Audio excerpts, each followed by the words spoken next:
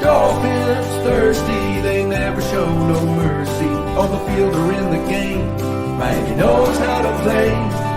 Dolphins thirsty, we all get down and dirty. Tell you what you wanna know, it's the Dolphins Show. Quench your thirst for all things Miami Dolphins. They are the football kings, cause they play to win. Come on in and have some fun, whether we have lost or we have won. For all things Miami, it's Dolphins Thursday. Good morning, Miami Dolphin fans. It's Thursday. Always great to talk about some throwback Miami Dolphin days and current Miami Dolphin days. The new NFL week starts tonight, so we're finally here after a bye week. We're finally getting closer to the Dolphins playing this week, so it's good to see the new league start. And it's actually a pretty good game tonight with the Bengals and the Ravens. So that's cool for all you guys that love to watch all the games out there. I'm more of a Dolphin guy, but I will probably watch some of that game. It does have some say on what's going to happen in the AFC. So that's not a bad game. But thank you for joining here today at Dolphins Thursday. I know there's a lot of other great options out there. So I always appreciate Miami Dolphin fans finding a little bit of Dolphins Thirsty. So a big thumbs up, and more importantly, thumbs up to all of you guys for finding the room. Let's see me. Hey, Shake Money, long time no see. I will be getting back into watching all your shows on your great network that you're on the Fins Tailgate, and always good info coming out of there. Always good stuff, Mr. Shake Money. Shake Money, are you going to the game this week against the Raiders? It will be interesting to know. I will see. I haven't decided yet. I don't have season tickets because I was out medically for a while, so didn't have season tickets. And then the next thing you know, there's a waiting list for season tickets. But it's fine. I made it to a few games already this year, having a lot of fun. So it's been a good, fun ride. And the games I've gone out, they've done really well. So let's just keep it going on the Dolphin side there. Everyone, I'm sure is excited to get past the bye week. I know I am. Get to see our guys play again. You got the Raiders coming to town. There is no reason that the Dolphins shouldn't beat the Raiders. Raiders are playing better ball. They haven't lost under their new interim coach. They're right there at 500. But we're coming off a bye. They're coming off a Sunday night game, coming off where they have to travel across the country from Vegas to play at 1 p.m. in South Florida after adjusting their bodies to our time. There is no reason that the Dolphins should not kick booty against the Raiders. To me, this is a zero excuse game. Get it done. Point spreads, I don't care about. Whatever. Just get it done. Get the victory. Stay as healthy as possible. That's the main thing, Dolphins. I know that's the one thing you can't control. Stay as healthy as possible because you're going to have a Black Friday, black and blue bruising game against a very tough Jets defense. So let's get through this Raiders game with the big dub, the big. So we're all happy going into the Thanksgiving. So at least our last memory going into Thanksgiving will be a victory. And then whatever happens on Black Friday happens on Black Friday. But I think the Dolphins will be okay on that front. I do believe they can beat the Jets. And we know the Jets are they have a really elite, powerful defense. So that's for sure on that end. Dan Marino in 1984. I was going to bring up some of his numbers later when we get some more people in here. And Tua's number this year.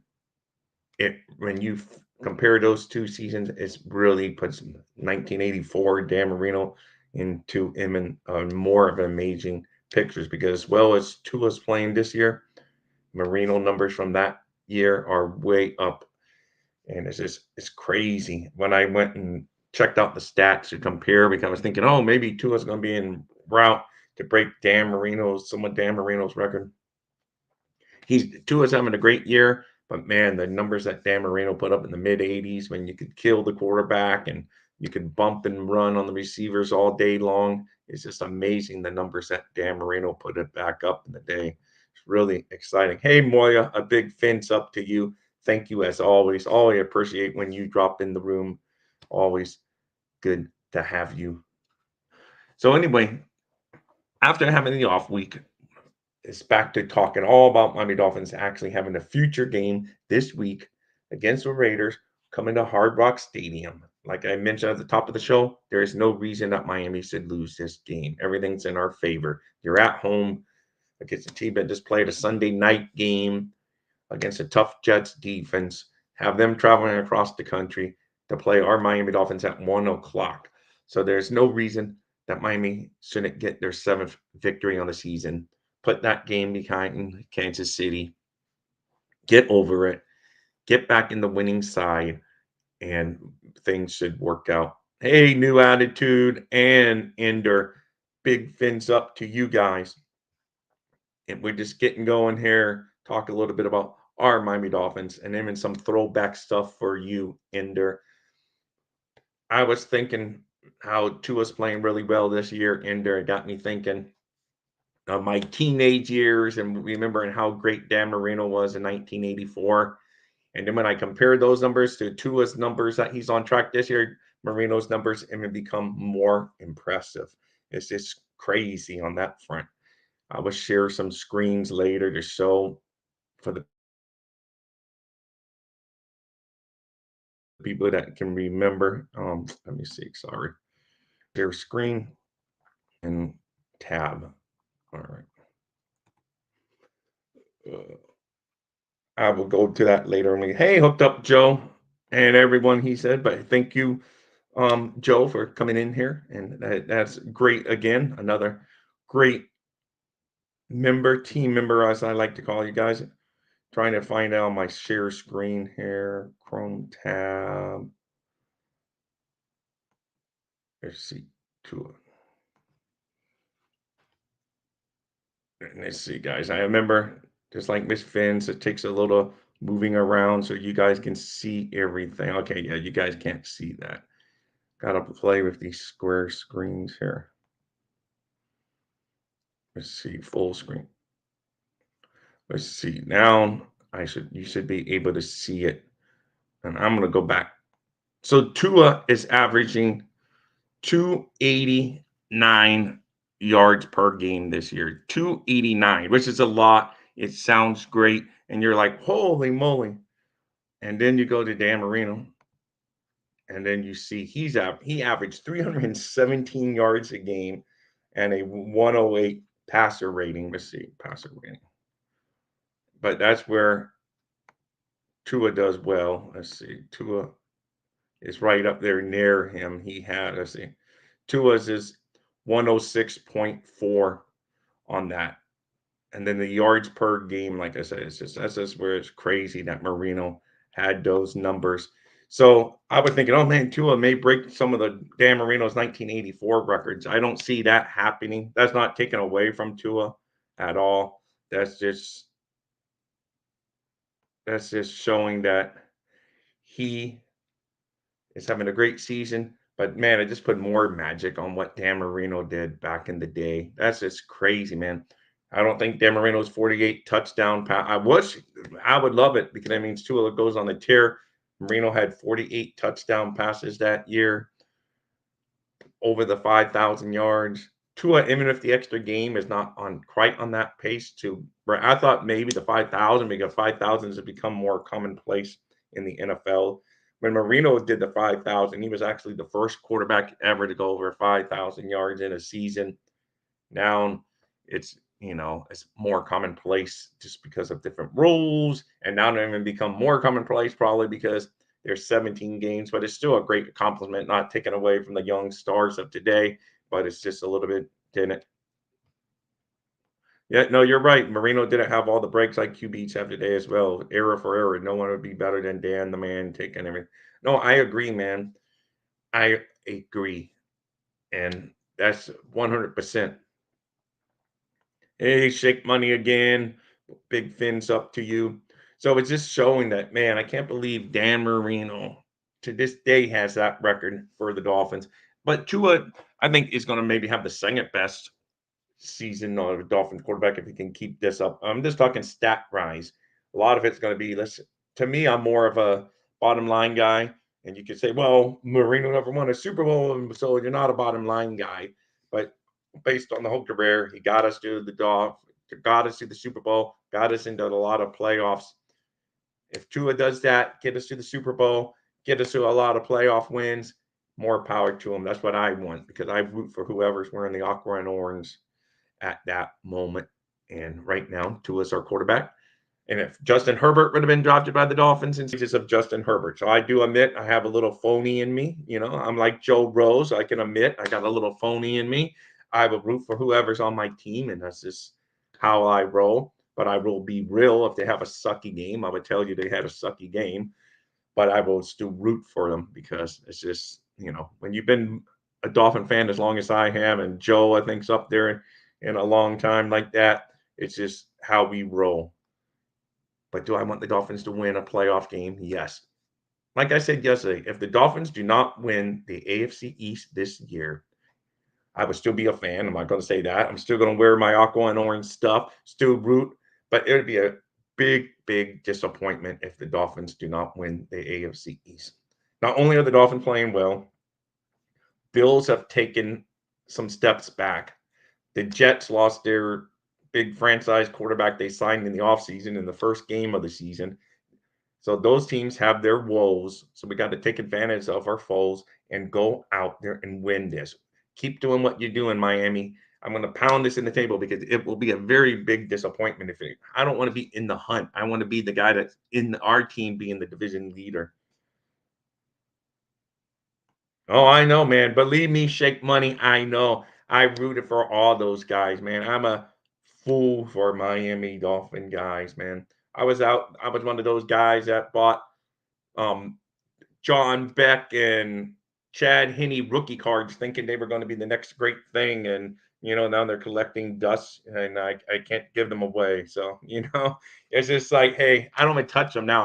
I think I have one Tua card that someone gifted me because I'm like, man, I'm the jinx of them. If I buy their rookie card, they're going to go in the tank. So, and then that is it. So we will see. Newfoundland, a big fence up to you, and yes, all of Dolphin Nation. And if you just happen to get here and you happen to have a second, hit the fins up, or what they call it, the thumbs up here for me. Um, but yeah, going back to Marino real quick, it's just man, it's an amazing. Yes, the man never won a Super Bowl, and I hate that being the but on the end of the disclaimer. Oh, he's like the greatest, but it is what it is. He didn't win. We can't go control that. Tua, he can bring us to the promised land, hopefully, and we can finally end this long drought of not doing it. And it'll be a team effort, like always. But the quarterback's going to get the blame, and he's going to get the fame. Either way, in either direction it goes. But it's fun watching this offense because this offense does remind me kind of the 1984 offense. But then when I went and made those comparisons that I showed at the top of the show, I was like, man, those Dolphins were just on another level altogether. It's insane what they did back then. And maybe I think we were on pace in the beginning, but we've kind of tapered off of that pace. I'm going to get in maybe more to like the points per game and all that stuff that the Dolphins did back then. But man, that was a fun season for all of you guys that remember that. And like I say, it's Thursday, so I love doing a little throwback Thursday talk. Just makes me happy. But as we all know, and when I was a kid, we could hardly ever beat the Raiders. So it's like a pleasure to say I think we should be able to beat the Raiders because back in the day, the Dolphins always found a way to lose to the Raiders. They just that was the one franchise, especially traveling out there. Well, it was just like not very pretty most of the time when I was younger trying to go against the Raiders. And so this year, we're definitely the better team. There is no reason that our Miami Dolphins should not get their seventh victory of the year and be ready to go into that Black Friday showdown against the New York Jets. The Jets and the Bills they're probably going to have a brutal game this week, so they are coming in battle tested too. It's not a big travel for the Jets though, so it's not like oh they have to travel and then come play on Black Friday. They got about as short as a travel you're going to get in the NFL when you stay within your own state. So there's none of that, but at least they do have a tough game this week too. The loser of that Bills Jet game may very well be out of the playoff picture altogether. So they're both going to be going all out at it. As I've said many times on this show over the past couple weeks, the AFC is insanely competitive. It's just insane. That's why I say winning the division is a must.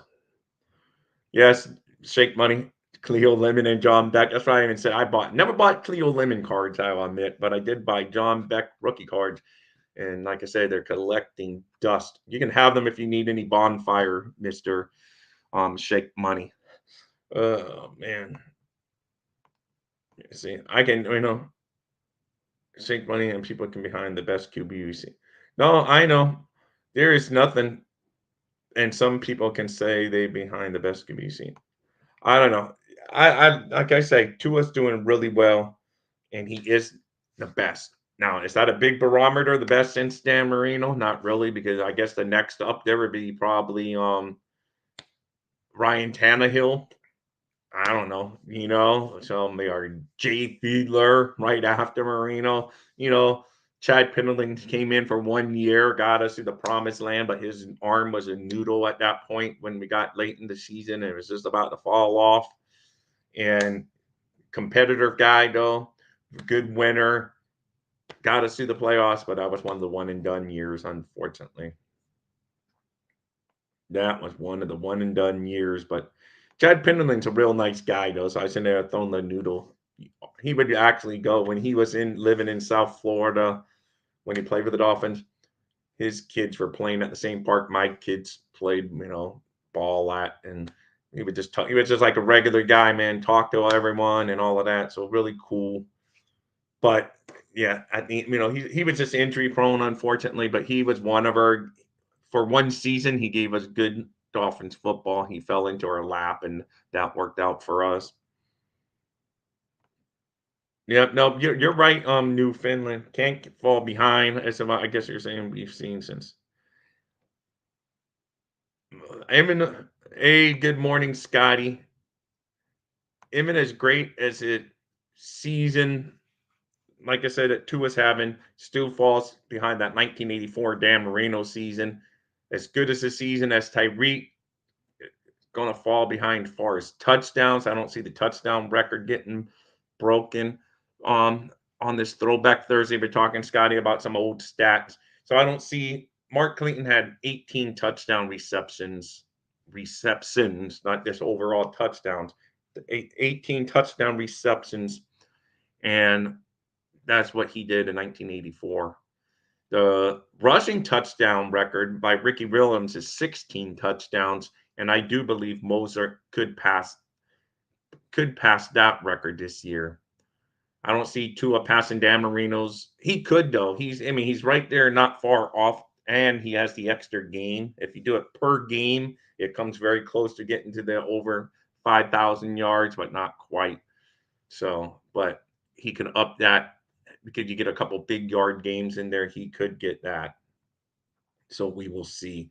But it was just funny when I went back and looked at those 1984 numbers. I was on Pro Football Reference, and it was really cool to see. Just because I always have those memories of Dan Marino dropping back, throwing to Mark Duper, Mark Clayton, Nat Moore, Bruce Hardy. Yeah, I had to throw a Bruce Hardy. Joe Rose. Did you know that Joe Rose caught Dan Marino's first ever touchdown pass? Joe Rose is a local icon down here in South Florida. He's been on the radio forever. Really cool show. I still listen to this day every time I'm driving around early in the morning. He comes on at 6 a.m., goes till 10 a.m. Really cool show. But he caught Dan Marino's first ever touchdown pass. Yeah. Crazy that we can discuss breaking both the receiving and rushing in the same season. That speak. No, it's just it is really cool. Like I said, I was sharing those screens earlier there. Let's see if you guys can see that. I'm trying to get as large as I can over there. But anyway, I take it off for right now. Let's see. But the numbers per game is amazing. I don't know how Miss Fans. I'm gonna have to give her a ask her how to get that whole screen up there so you guys can see the screen. To me, I can barely see it, so I don't know. I'm gonna get some hints from Miss Finns on how to do the screen sharing. But I was studying these last night, the numbers. That's why the tabs are up.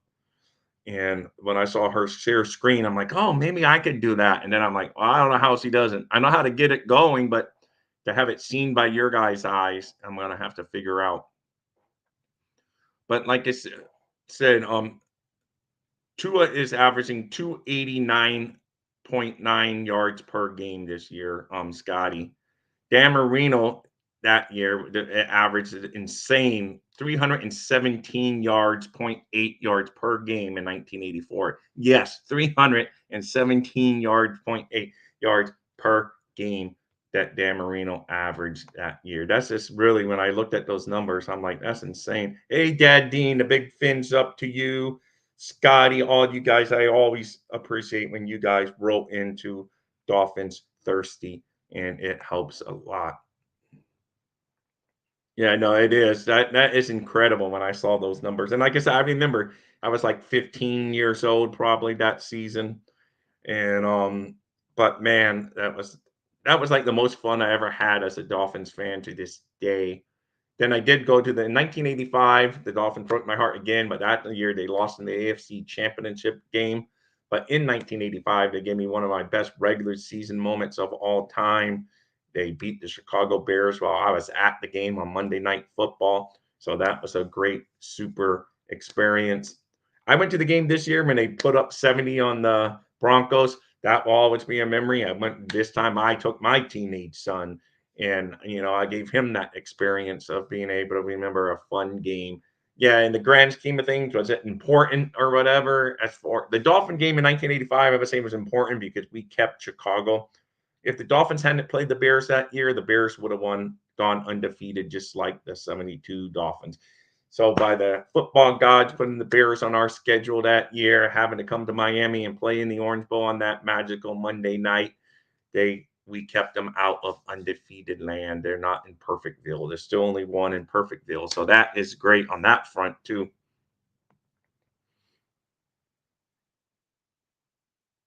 Yeah, but that's a difference in the run game between the two seasons. Makes it more incredible what Tua is doing. No, I know when you hit the present and choose when it will show up as a guest backstage, you have to add it to this. Oh, okay. Let me see. Let's see. Well, let me get the comment off there. That's not helping. Sorry, caller. Let's see. Oh, I got these stupid. Oh, let me get that ad that's popping up on Pro Football Reference. That doesn't help either. Let's see. I'm gonna see if you guys can see it now. Well, I will figure it out. Because on my end I see it, but then when I sneak over to YouTube, I don't see it. So I'm doing something wrong. Let's see. No, well, I'll figure it out, Kohler. I may have to have Kohler come backstage and teach me one day here. Have to give him access. But I have done it before, but for some reason today it doesn't want to show. When I go over to YouTube, I don't see it. So I don't know. I get it though done, Kohler. I will get it done here eventually. Oh, okay. I guess you guys did see. I guess, man, there's a big delay. Oh, but it's blurry. I'll figure it out, Kohler. But yeah, there is a delay between YouTube and StreamYard. I never realized that. I went over and watched my own YouTube. Man, looking at myself. But anyway, let me get this off. I will figure out a way how to not make it so blurry. But the fact is, yep, there is a delay. I didn't realize it was that big of a delay. I'm like, oh, what was it blur? Because it was blurry on my. Okay. Hey, thank you, Bobby and Kohler. It was burly on mine. Kohler, Carmen, good to see you on here. Been watching your content. Nice job. Back it up, Ben Katz gives you some kudos, Kohler. So the point is, like I say, I will put him back up there, I guess, but let's see. Hold on. That's what happens on live TV. But the numbers are just incredible. I wanted to show what Dan Marino did back in the day. Let's see, Dan Marino. So guys, Dan Marino, that was so fun. 48 touchdown. I don't think that would be touched by a Tua this year. unfortunately. That's one stat I wouldn't mind seeing my old childhood favorite player, Dan Marino, record fall on the wayside because touchdowns mean winning and scoring means winning. So that's where I would want on that front. Anyway, it's just back to me. I'm going to do some studies on these screensavers so it's nice and clear on your side. Hey, back it up, Ben's podcast. You've been making a little more regular appearances too, man. You got to give yourself some kudos and a shout out. Find him on here. He covers a lot of different stuff, good stuff on his show. We will see. So, as far as injuries, yes, 48 TDs is a big season. Was a record at the time. Since then, of course, some people have broken it. But 48 touchdowns back then, boy, it was fun. 18 touchdowns for Mark Clayton. It was fun. Like I say, Ricky Williams, 16 rushing touchdowns. That record, I think Mozart, if we continue to get down there in the red zone and pound the football, I think Mozart could actually eclipse Ricky Williams' record. I don't see the 18 touchdowns reception record being eclipsed. That could happen though. It could, but that's a lot of touchdowns too, man. Hey, no problem, man. Back it up in cast. Always good to see fellow people out there having fun doing what we do. Oh, guys, and make sure you follow the Finns Talk Sports Network. Their name says it all right there. But not only do they talk about the Finns, they talk about hockey, basketball, wrestling. They even got a Real Talk Wrestling show now. So for you guys that love the old school wrestling days of like the WWE, not like the Greco-Roman Olympic stuff, but the WWE wrestling, if you guys are a fan of that, they cover that over there too. So make sure you check out their network. I'm on that network every Tuesday night at 7:30 p.m. Yeah, I know. That's where I agree, Scotty. The rushing touchdowns that we have this year, that's a lot of them. That's the reason I don't think Kiba touched the 48. But Mozart definitely can get up there to the 16. I mean, he's on pace for that. If he just keeps on going, he's going to break Ricky Williams' touchdown record. And I'm not saying he's going to have the phenomenal season, of course, like Ricky Williams, but just for touchdowns alone, he could break that record. Of course, Achan coming back could put a hamper on that because Achan's going to get his share of rushing touchdowns as well. So, that may hamper his stats once Achan comes back. McDaniel basically said he didn't commit to Achan playing, but he says is Achan's ready, he will be activated and he will play. And by all accounts, he's looking good in practice. So I see him being activated. Craycraft has already been activated, and they cut Kelvin Joseph to make the corresponding move. So Achan could be another. I don't know who the corresponding move is going to be on that front. Is it going to be Ahmed? Let's see. Tonight, they're going to talk about how the Dolphins can still get the number one seed and some Miami Heat talk as well, guys. So make sure you follow Finn's Talk Sports Network for good stuff tonight. Yes, back it up in podcast. FTSN, another must for Finn fans. Well said. Let's see. I see a 4-game run coming where our offense just explode against. And yeah, I agree, man. I think this week's a good week. Raiders are actually okay against the pass. Steve Malloy and I broke that down on our Tuesday night show on the Fins Talk Sports Network. But they're susceptible to the running game. If the Dolphins start running against them, that's going to open up the passing game. And I think the Raiders passing high, better stats can start taking a back seat and the Dolphins can put up good numbers. Now, I'm not so sure against the Jets if we're going to put up big numbers, Scotty. I hope you're right, but that's going to be a tough game for our offense. But I do think our defense is good enough to limit the Jets and to a few, enough not to score a lot of points to where the Dolphins can at least muster up enough points to beat the Jets. Because let's face it, if the Raiders beat the Jets and the Chargers beat the Jets, there's no reason that the Dolphins can't beat the Jets. Of course, you can't lose that logic because the Bills lost to a team that we beat by 70, but then the Bills beat us. So you can't always use that logic. But if the Chargers, it just shows that Even though the Jets defense is good, you don't need the super duper elite offense of the year. Chargers offense is good. I won't knock them for that. But the Raiders, they was able to put up enough points to beat them. So should we be able to. Let's see. Please no Ahmed. So please no Ahmed. Yes, I do believe it might be. So, but you mean don't cut him, Dad Dean, or like that? Just don't use him anymore, and that's would be it. That's why I'm sorry if he's saying please don't cut Ahmed or just no more Ahmed playing. I think Robbie goes when yeah, that's what I know. But we keep on been knocking off Robbie, and he really is the chosen one. That's what we joke about on the show the other night. He keeps on coming back because everyone always says, "Oh, when this guy comes back, it's going to be Robbie Chosen that's cut." But he keeps on staying on the team. Because I thought maybe when River Craycraft, I thought receiver for receiver, but then they end up taking Kelvin Joseph off the squad.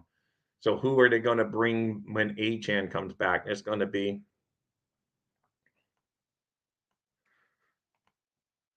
Chargers D putting it together now too. Well, not against the Lions, but that Lions is was a tough that Lions offense is exciting. I wouldn't know how their stats compare to our stats. That would have to be an episode for another show when I learn how to operate the share screen better. Okay, so just don't use Ahmed at key moments. Oh, I agree. I would think he might be the odd man out when Achan comes back. But I know they like that running back depth because Mojert has gotten hurt over time. Wilson's gotten hurt. And heck, I mean, our superstar rookie running back has already been hurt this year, and he's coming off an IR stint. So they may be a little skeptical thinning out our running back room, but it just seems it makes sense. I love the Lions draft, and it looked like it was a great one. Yes, Finn's Talk Sports Network also loved the Lions draft pick. Well, considering that they picked a couple of the Iowa guys that we were like, because I know Jack Campbell, everyone wanted Campbell. He went way higher than what, wasn't around, so it wasn't like the Dolphins passed up on him. But man, that Campbell kid can play. You are right on that front. Yeah, I think that's what happened, Dad Dean. I think Finn's Talk Sports Network would agree with you. The Lions draft was my draft for the Dolphins. But hey, Dolphins didn't have much ammo this year in the draft. We did the best we could with what we had. We had no first round draft pick. Hopefully, Cam Smith starts making contributions at some point. Achan, he's doing great. And we got an undrafted rookie, Julian Hill, getting snaps in the NFL. And we got, some other guys. But yet, as far as the overall draft, it was kind of less than wow, but they had not much ammo. Dean need to. So both of you guys agree that you like the Detroit Lions draft. And I give kudos to Dan Campbell. He's got that team playing really well.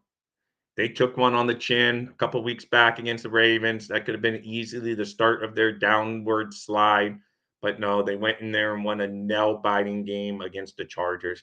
Chargers always find a way to be in every single game, it seems like. Almost every single game comes down, and they haven't got that clutch thing at the end where they win the game. And I'm not blaming Herbert because sometimes you can't help. Herbert went and got them a touchdown, and then not Dallas. The Lions goes right. Well, Dallas too beat them on a last minute score, and then the Lions went down there and beat them on a last minute score. It's just crazy.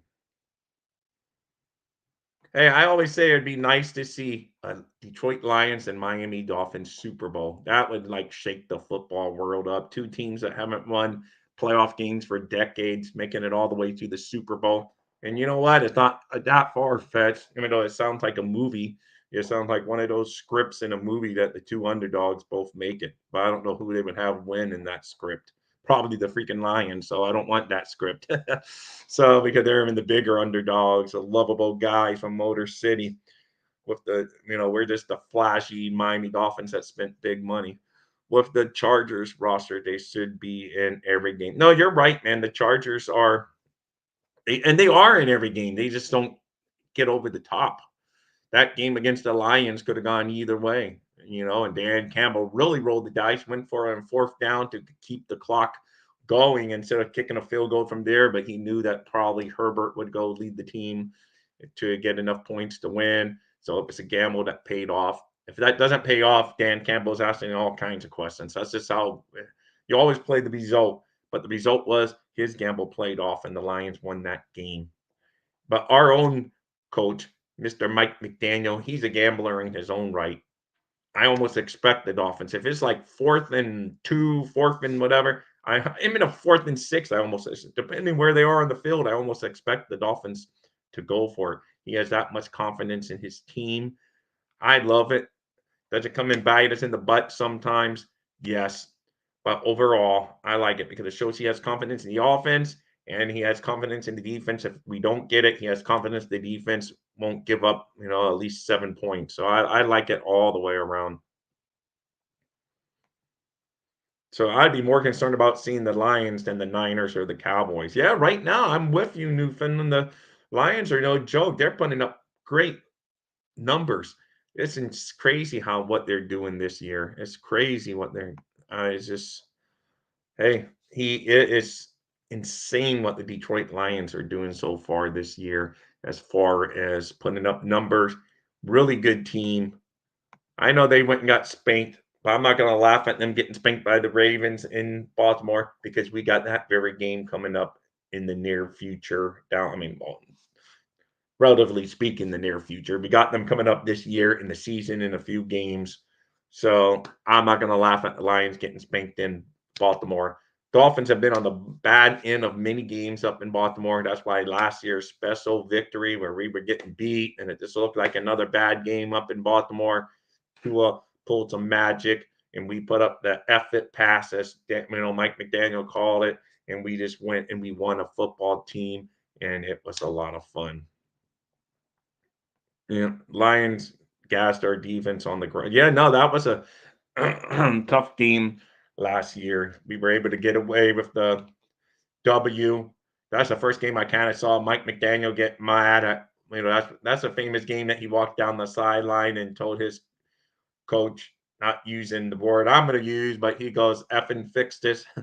So that's the first time you see McDaniel actually go and get mad at one of his coaches because we kept on getting penalties. And McDaniel was like, dude, what in the hell is going on with your unit there? That was fun, though. I like to see that with McDaniel. It shows he can get down there. I would love the 49ers Dolphins Super Bowl rematch and Tua wins the game for Marino's ring. Hey, that'd be great. And then if Diet Pepsi, and I don't drink Diet Pepsi, and I wish I was sponsored by them, but I'm not. They said they need to come out with a commercial where Tua buys Brock Purdy a Diet Pepsi. And for you younger guys, that's just a reference to an old Dan Marino commercial. He was on the Diet Pepsi commercial after the Super Bowl. Joe Montana buys Dan Marino because it's still just right after the game. It wasn't really, but it was made that it was right after the game in the locker room tunnel. And Joe Montana gives Dan Marino a Diet Pepsi. And then Dan Marino turns and says, Joe, next year I'm buying. Unfortunately, next year never came, but that would be marketing gold if they had Tua do that commercial with Brock Purdy. Oh, man. Yeah, I don't drink Jeffrey, but I certainly tell people I do for money. Yes, exactly. I would change my tune all of a sudden. I would even have a Diet Pepsi can. It may have water in it, but I would drink my Diet Pepsi right there, proud. It is the American way, or not greenback. Anyway, Miami Philly was my prediction. Hey, that would be a very tough matchup for our Dolphins, but I think we can hang with them.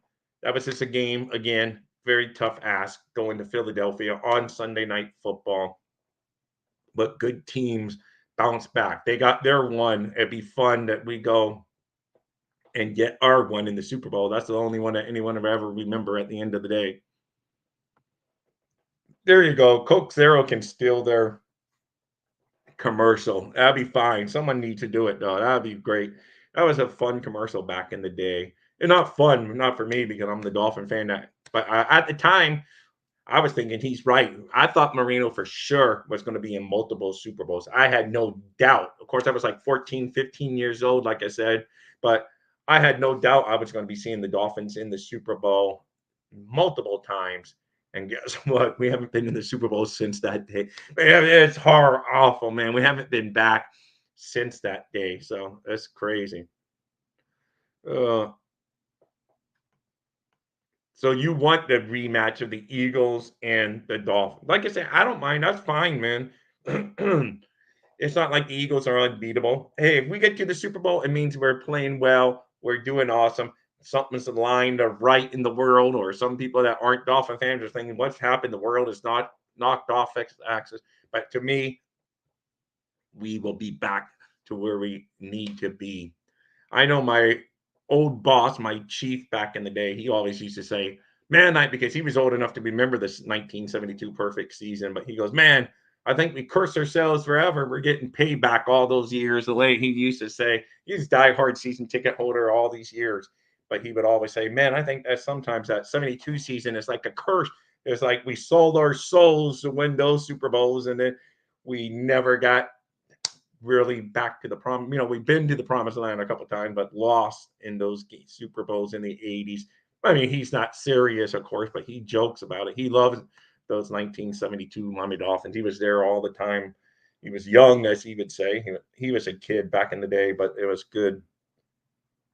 No, it's crazy that it's been that long since our Dolphins have even won a playoff game. That's sad. Just a playoff win. I mean, I'm not even talking a Super Bowl run, just a playoff win over 2 decades. I say it all the time here. You guys all know that are my regulars. My son just turned 21 in November, and he's never seen a playoff win. It's insane. It's just crazy. At least when I was a kid, I saw some playoff wins and some heartbreak teasing that we would win a game and be this close to moving on in the Super Bowl, and we lose. To me, to this day, the Patriots killed us in the 1985 AFC Championship game. But I still to this day, if we got past that Patriots team who got killed by the Bears in the Super Bowl, maybe the Bears would have beat us in the rematch, but the Bears would have had that doubt in their mind, and it would have been a lot better game than what the Patriots gave them. But we just kind of choked in that game. Patriots took it to us, and it was not very pretty, and we lost that game. But hey, that's all in the past. I just want Tua, Tyreek Hill, Waddle, Mozart, Jalen Phillips, Javon Holland, Xavier Howard, Jalen Ramsey just to be on a team that keeps on moving forward, win the AFC East. And that's where it all begins. Because I know I've heard many coaches in the past, everyone's goal, of course, is to win the Super Bowl. But most of them have, they have steps to get there. And the first step is always in almost all the competitive sports throughout, the pro sports in North America is to win your division because that's the ticket to get to the playoffs. That's a guaranteed ticket to the playoffs. You're not counting on some other team. Oh, this team has to beat this team, but this team has to lose to that team. No, when you win your division, you're in. Now, you may have to worry about seeding and all that, but win the division. That's always most teams' first goal is to win the division because if you win the division, you're in the playoffs. So let's get there. Hey, Michael K. Michael K coming in. He's doing a little bit of trolling, but that's what he's known for. Michael K, what's your prediction on your Bills versus Jets game? How about that one? I want to see one of those. Uh, we will see.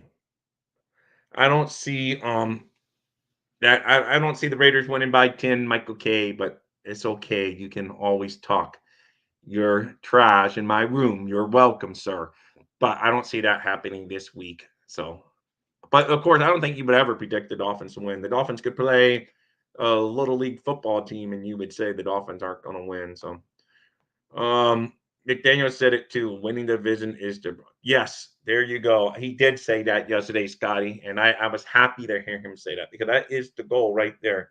Because it's the most realistic goal to get into the playoffs and to advance in the playoffs. Because in the NFL, it guarantees you one thing: a playoff spot and a home playoff game.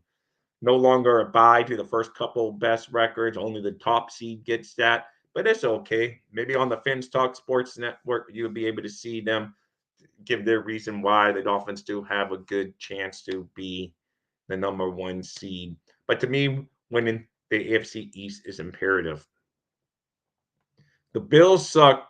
However, they will win by 3. I see the Bills probably winning that game, but the Jets, are going to give you a tough game for sure. So I don't know. Kohler was right though. We have to give Kohler credit. He said that the Broncos. I don't know if he was saying it tongue in cheek or he really felt it, but Kohler did say that the Broncos would go into Buffalo and win that game. So I give him kudos for that. So that's good. No, but Sky, you're right though, man. I like McDaniel. He seems to have his head on right. He knows what the focus is, knows what the best route to the playoffs is. And it's always won that division. And it's been way too long because New England owned it forever.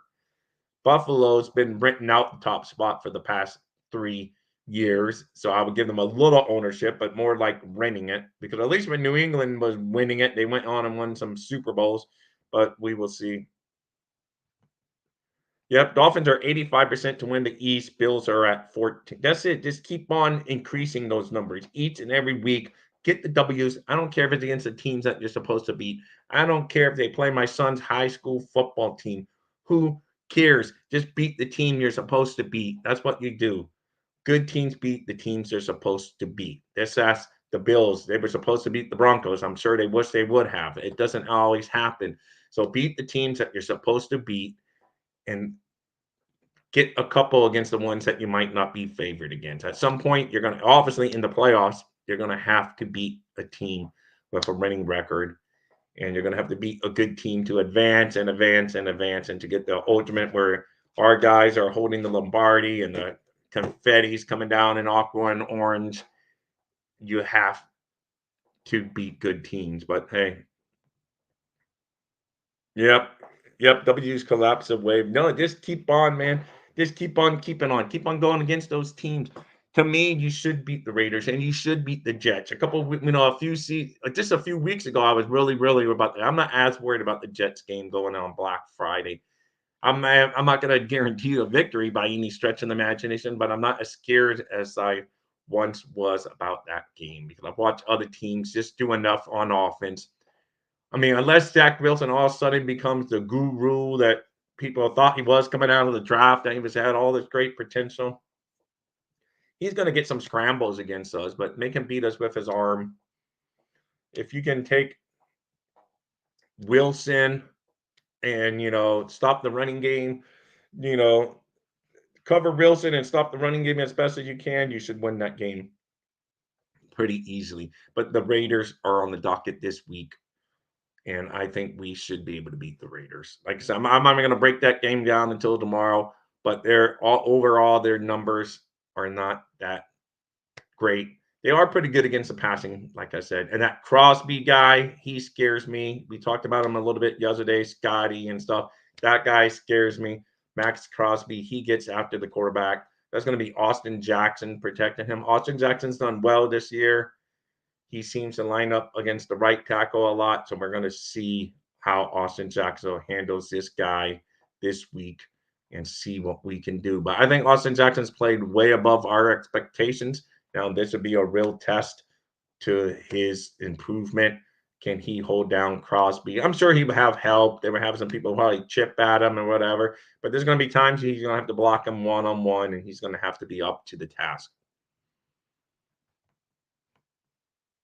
Tua would be another Josh Rosen when Hill is no longer playing. That's not a fair assessment, Michael K. It's not a fair assessment. Yes, is Hill a superstar that's going to make any quarterback great? Yes.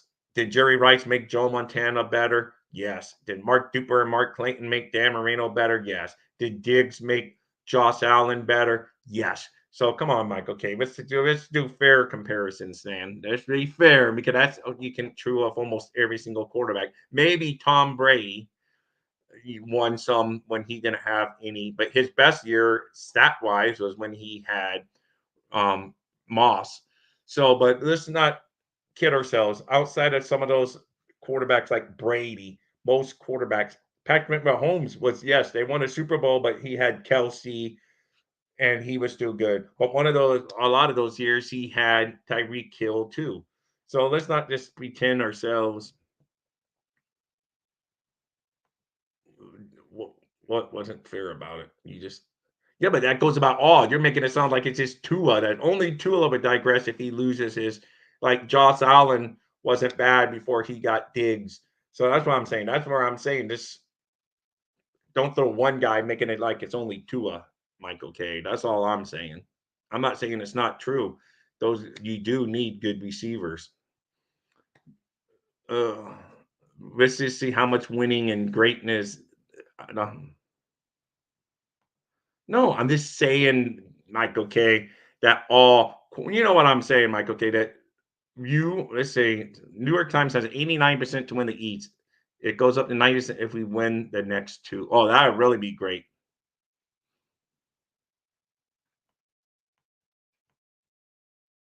Was Diggs as good without? He was pretty darn good, or he wouldn't have got the you guys wouldn't have gave up with all the big bag of money you gave him. So obviously he was good, and you could see how good he was. And if you want to use that argument, Hill has better numbers with Tua than he does Mahomes. So we can argue silly stuff all the time, Michael K. But it's a team game at the end of the day. Quarterbacks need their receivers.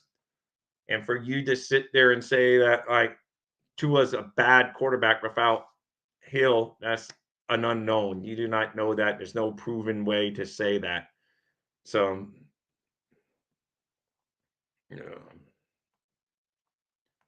But anyway, all right, let's get back to the Miami Dolphins. We're not going to have a Buffalo Bills talk, Michael K. I'm just saying that Tua is a good quarterback. Whether you like it or not, he's having a good season. Is he like the elite quarterback that you are older people that are used to, like the 6'4" guy with a rocket arm? No, but can he get the job done? Yes. And right now, Tua and the Dolphins are sitting above your team, the Buffalo Bills, 2 games ahead in the loss column. So, and it's a whole season thing. So we will see, man. Uh, Well, New England basically took Hill out of that first game, and the Dolphins came out with a W. So he can still get the job done, sir. He can get the job done. Kohler says it's an official call on Dolphins have won the. Thank you. I like that, man. Declaring a victory like they do in elections. I do believe they will win the East. I think they should win the East, and it's imperative that they win the East. And I believe it will get done. We got the right team in stacked. They're playing well. They're beating the teams they're supposed to beat. That's what we normally want to do. Will they get some wins? Yes. They still got the Bills on the docket. They still got the Ravens at Ravens on the docket. They still got the Cowboys on the docket. So we got plenty of chances to prove that we can go and beat teams with winning records. Let's see. Not talking about wins and losses. I'm talking about Tua's actual ability. I don't know, sir. It's all good for you. That's fine. I like Tua, and we could debate it. Am I gonna say is Tua like the elite of the elite? No, but is he good enough to win? Yes. And at the end of the day, that's all that matters. Be good enough to win. And we will see from that front.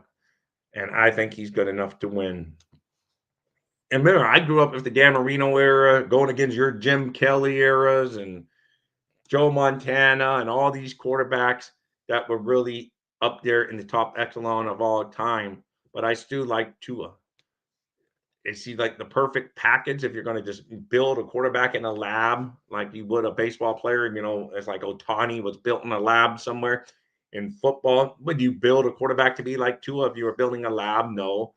But if you just want good football, where he can get it done on the field, hell, yeah, I'd take him anytime.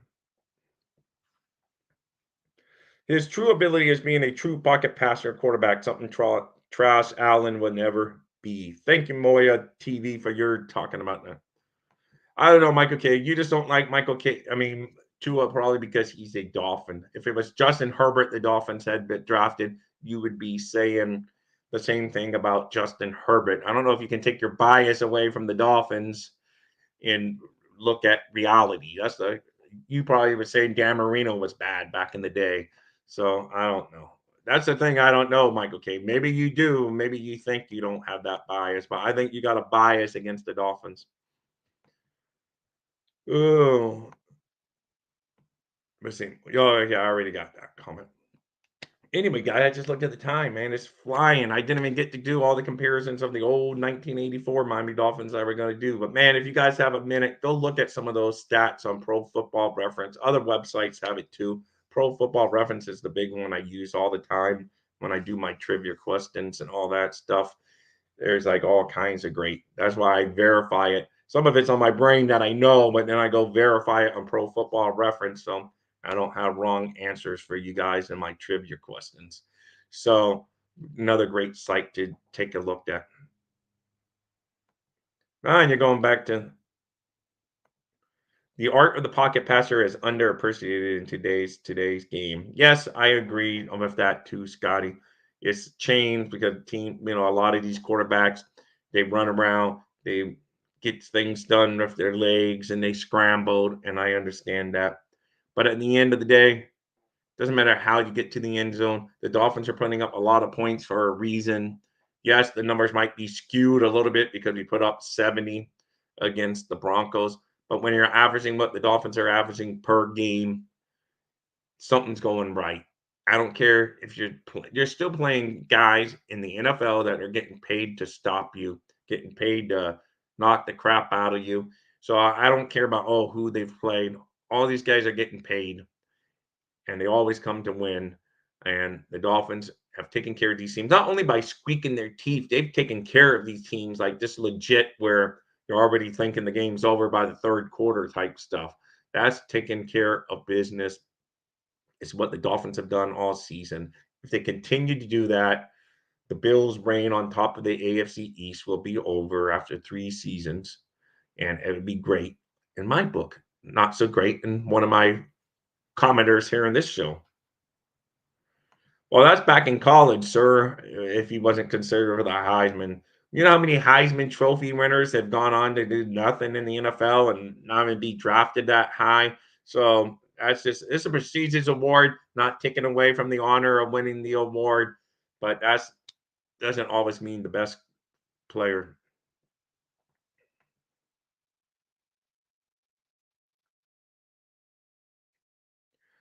All right, Michael. Okay. Yeah, and your scrambling quarterback has your team flying high there, sir. Your top ranked quarterback has your team flying high. I think McDermott might get fired this year, Michael K. I know you don't believe that, but I believe McDermott might get fired at the end of the year if they don't turn it around. So the art, no, I agree though. And you can still win as a pocket patcher. I do agree with that, Scotty. Is it the commonplace now? No, because of what these colleges are doing and how they run their offenses. Is how these kids come out of the school. They're used to running the offense, and that's why the pros is just kind of adapted to what the colleges do because they want to be up and running when the kids get into the NFL. They don't want as big as a learning curve. So they've adapted a lot of the college concepts of having the scrambling quarterback, spread out offenses, in shotgun all the time. I mean, the days of the quarterback being under center are almost long gone. Let's see. No, I know. That's what I'm saying. When you have the number one offense in the NFL with a pocket passer, the proof is in the pudding.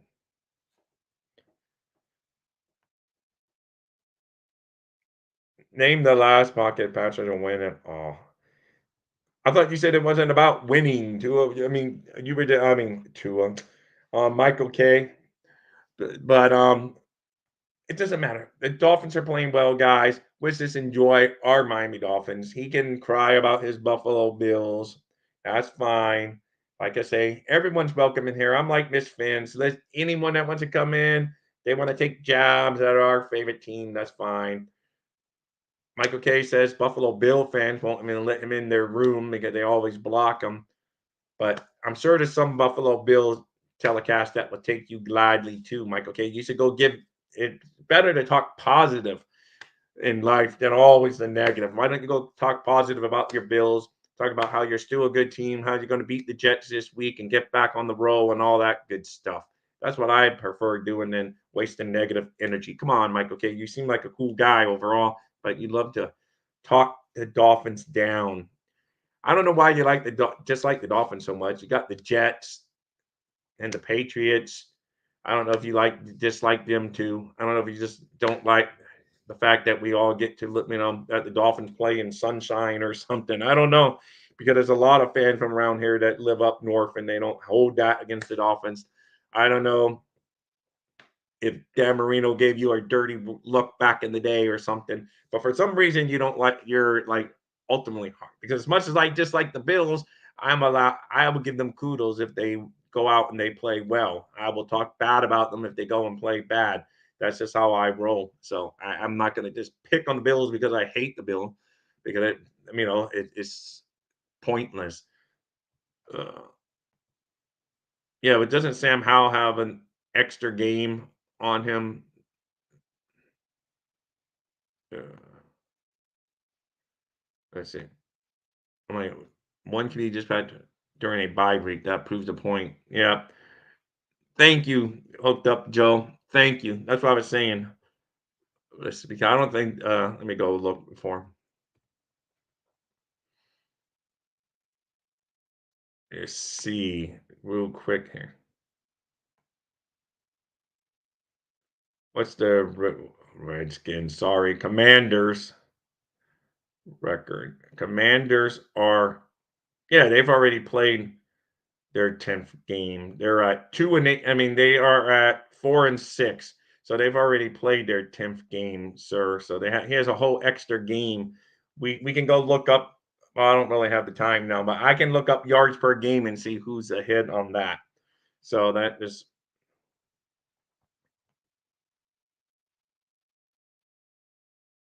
yeah, even if there is one QB with higher number for yards, doesn't prove pocket passers are no longer productive.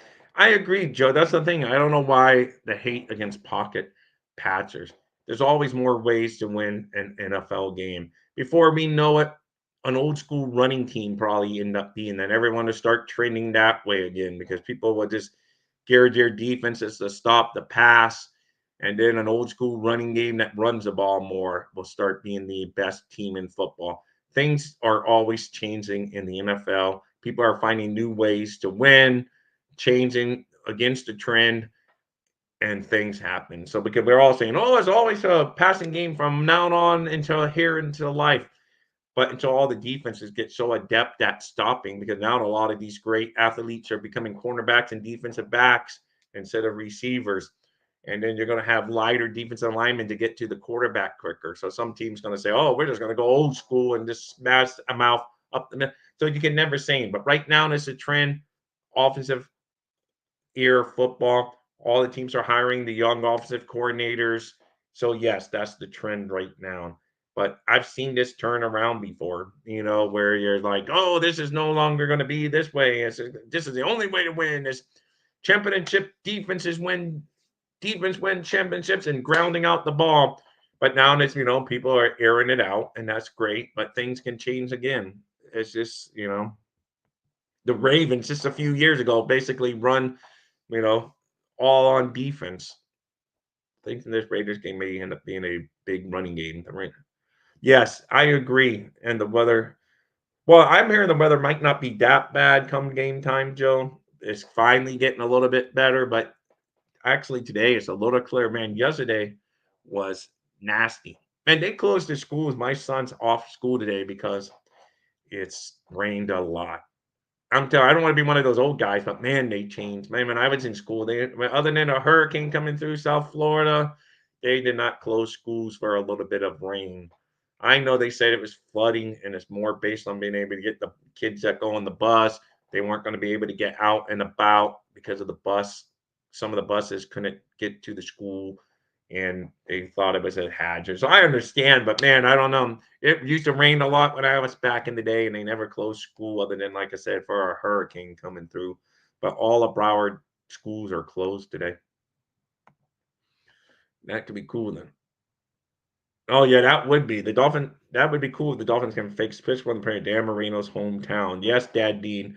And in 1984, when the Dolphins went on to get to the Super Bowl. We all know what happened in the Super Bowl, but they beat the Pittsburgh Steelers in the 1984 AFC Championship game in the Orange Bowl against Dan Marino's old team. I mean, old hometown team, the Pittsburgh Steelers. And Marino put up big numbers in that game. That's why I thought for sure we would go on and be the Super Bowl champs. But hey, what do I know? I swear we got hit with a hurricane. Yes, all the trees. I don't know where you live, Scotty. Again, I know it's somewhere, I guess, down here. I always forget. I got too many of you great teammates that come in here and talk all the time. But yeah, here in Pembroke Pines, man, it is rain, rain, rain, and then some more rain. It never stopped yesterday. It was I live on a little lake in Pembroke Pines, and I had to move my little John boat onto the other side of the fence because it was going to float away and get flooded out. It just, I mean, my lake's almost up to my fence. It's crazy.